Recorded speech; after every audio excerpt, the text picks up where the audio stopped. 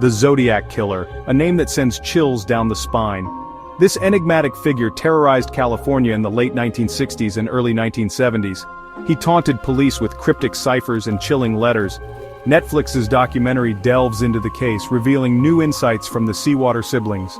Arthur Lee Allen, a former teacher, was a constant figure in their lives. Their mother often entrusted him with their care. The Seawater children, now adults, paint a disturbing picture of Allen.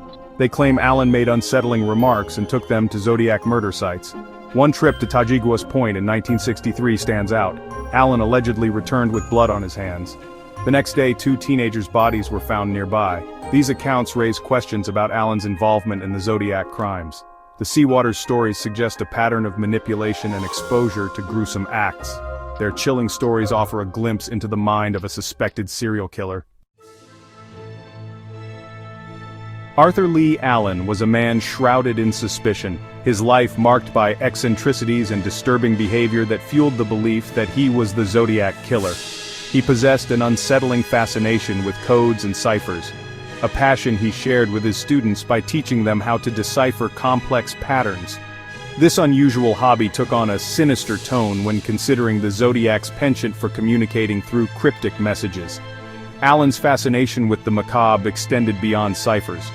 He was known to play music from Gilbert and Sullivan's opera, The Mikado, in his classroom. This detail sent chills down the spines of investigators, as the Zodiac himself referenced the Mikado in one of his taunting letters.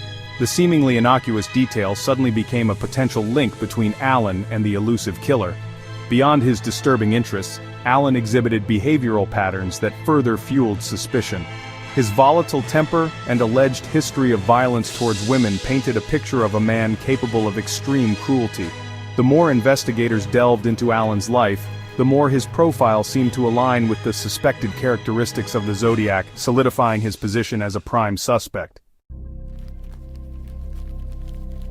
While circumstantial evidence against Allen mounted, the Seawater's claims added a chilling new dimension to the case. They revealed that Allen allegedly confessed to being the Zodiac Killer on multiple occasions. Connie recounted a sailing trip in 1991 where Allen admitted he would have to kill her if he revealed his identity. Though initially dismissed as a joke, the statement took on a sinister meaning later. David Seawater claimed Allen confessed to him over the phone in 1992. Allen allegedly admitted to drugging the Seawater children and molesting Connie. Disturbed, David informed the police, but their mother dismissed it as a joke.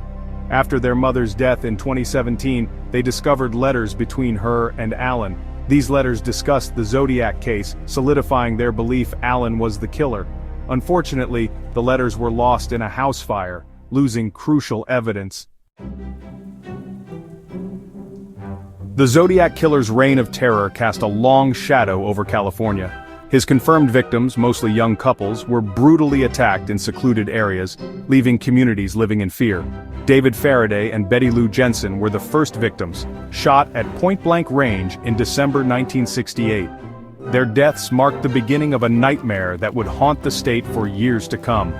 Months later, on July 4, 1969, Michael Mageau and Darlene Ferrin were attacked in their car. Darlene tragically succumbed to her injuries, while Michael survived to provide investigators with a chilling description of the assailant. The Zodiac's most brazen attack occurred on September 27, 1969, when he stabbed Brian Hartnell and Cecilia Shepard repeatedly at Lake Berryessa. While Brian miraculously survived, Cecilia tragically died from her injuries. The Zodiac's final confirmed victim was Paul Stein, a cab driver shot in cold blood in October 1969. This murder, committed in the heart of San Francisco, sent shockwaves through the city and intensified the manhunt for the elusive killer. Despite the efforts of law enforcement and amateur sleuths alike, the Zodiac's identity remained a mystery, leaving a trail of unanswered questions and a community forever scarred by his crimes. The Zodiac Killer case, despite decades of investigation, remains riddled with unanswered questions. While Arthur Lee Allen was a prime suspect, he was never officially charged, and his alleged connection to the Seawater children only adds another layer to the mystery. Their claims, while compelling, are difficult to verify, and without concrete evidence, Allen's guilt remains a matter of speculation.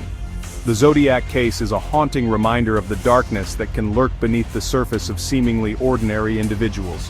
Arthur Lee Allen, if the Seawater's claims are to be believed, was a master manipulator who used his position of trust to commit heinous acts. Their story serves as a chilling reminder that monsters can hide in plain sight, their true nature concealed behind a carefully constructed facade. The Seawater story, while adding a new dimension to the Zodiac case, ultimately leaves us with more questions than answers.